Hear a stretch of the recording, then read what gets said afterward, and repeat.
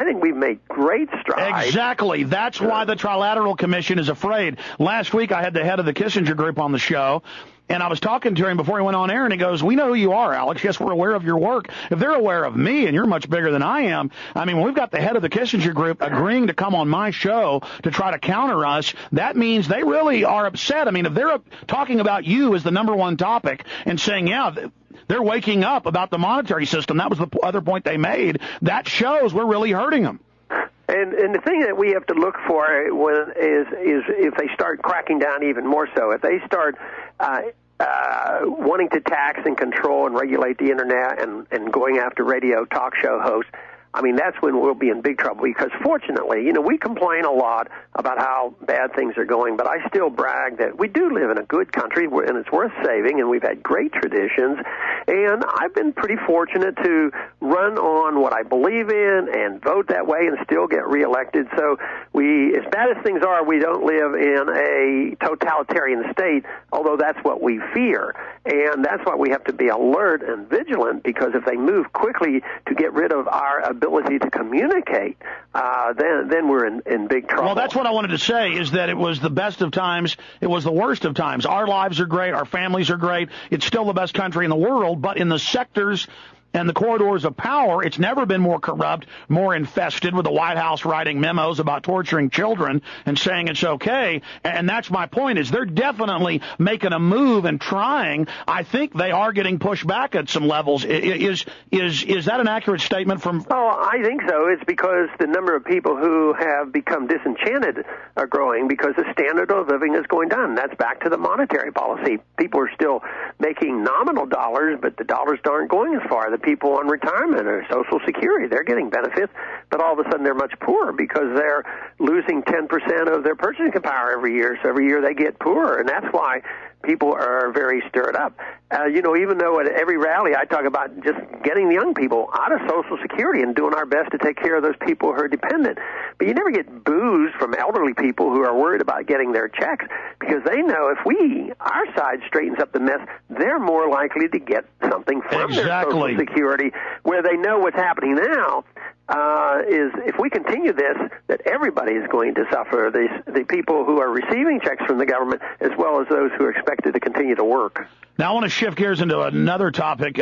This just came out in the mainstream news last Thursday. I know you're quite a news hound yourself, but you may not have heard it. Did you hear about the Rumsfeld tape with all these fake military advisors on Pentagon payroll that they have on the news, bringing up, boy, we sure need another terror attack to get our agenda through. Without another attack, we're not going to be able to get our agenda through. A, are you aware of that? And B, what do you think of that statement? Well, just vaguely. I don't know the details, so I really can't make a very good statement on that, but anything's possible with these guys. Let me just play it. It's about a minute long. This is Rumsfeld, 2006, Washington Post, Associated Press, PrisonPlanet.com, and you can go listen to hours of it. This is with the military consultants, experts they have on all the major news channels. He's in a room full of them. Here it is. This president's pretty much a victim of success. We haven't had an attack here in 5 years.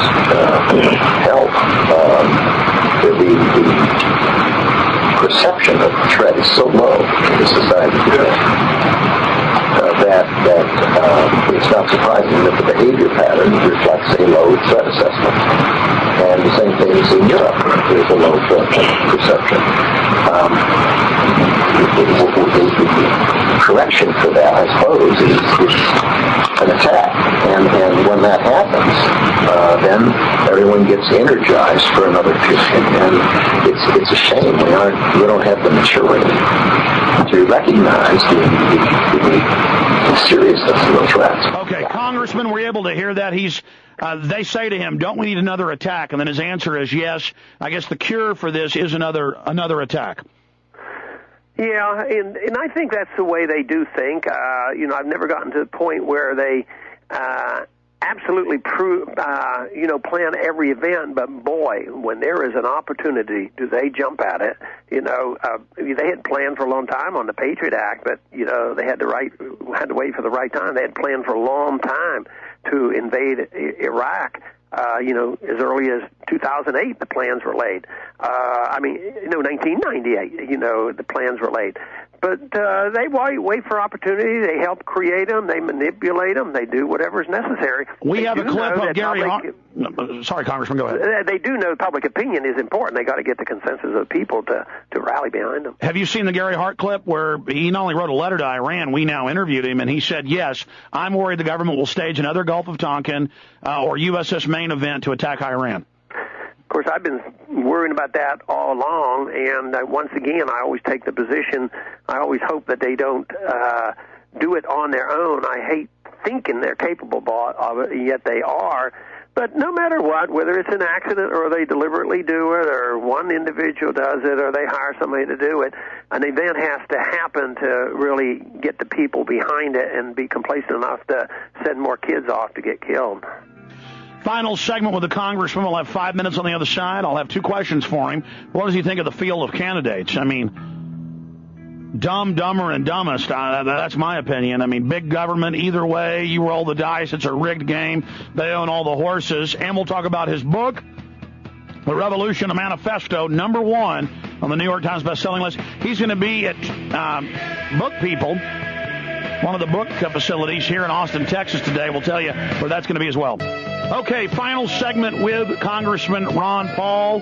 He's run an amazing campaign. The Trilateral Commission is very upset. We have that from a great source. And I've talked to top globalists myself who are very upset about what I'm doing. And I'm small fish compared to Congressman Ron Paul, who now really is our champion of the Constitution. And we've got to commend him. Just real fast, before we get into the Obama thing in your book, to be clear, because I've said I support taking over the delegates to control the party charters and the platform and to take over the party machinery, but I kept getting from your letters and your statements that if somebody is a delegate pledged for McCain or if somebody is a delegate for that vote, you've got to go with that because the media would crucify us, A, like we were trying to steal an election, and B, you had said that you wanted to honor the delegate process. People said, no, Ron Paul hadn't said that. And there's a large camp in the delegate process that do intend some type of takeover, which, of course, will be stopped from the top, and then I think will be a propaganda nightmare for us. Do you have any comments on that? Yeah, I mean, that's not going to happen, but that doesn't mean that people who are delegates and alternates shouldn't go, or at the grassroots they should continue to do what they're doing. We still are going to have our Texas convention. We're going to have a presence there, and they're going to be involved, and they're going to try to, influence the platform and do all the things that they should because, there is a future, and if they don't have the numbers now, they're going to get them later, but they should be running for precinct leader or whatever they want to do to continue this activity. But to think that we're going to go over in some sneaky way take over the national convention or totally control the Texas convention, I mean, we have to be realistic, but that doesn't mean we shouldn't do what we're doing, and we could very well have a great deal of influence, but ultimately the real influence are our numbers and the strength of our message and winning the hearts and minds and of spreading. People. Every Ron Paul supporter, every lover of liberty has to wake up 2 or 3 people in the next month and have them wake up other folks. Barack Obama, McCain, Hillary, give me your take on that, Congressman. Well, there's really no choice there at all. They all belong to the same group. They all belong to the, they're beholden to the military-industrial complex and the medical industry, the media industry. I mean, the whole work, the banking industry. So nothing is different. The rhetoric is different, and they peel different ways. They're all after power. But there's not going to be a whole lot of difference. Now, if I didn't know anybody's name, I just listened to what they said, I would say on foreign policy, Obama probably sounds more reasonable. But, I know who he is. I know what he believes in. And so I don't, believe that if we have an Obama presidency, all of a sudden we're going to have a more sensible foreign policy. The same forces will have their control. So I think that's not where the argument should be. The argument has to be, do we want to continue the politics of those 3 individuals, or do we want to change the country? Do we want to restore the Constitution? Do we want sound money? Do we want to challenge the whole system? And that, of course, is what the revolution is all about. So you would say that Obama is a false or fake revolution. He's talking about change, but change with socialized health care and more government. He is, and it's interesting that he does appeal to some of the very same people we appeal to.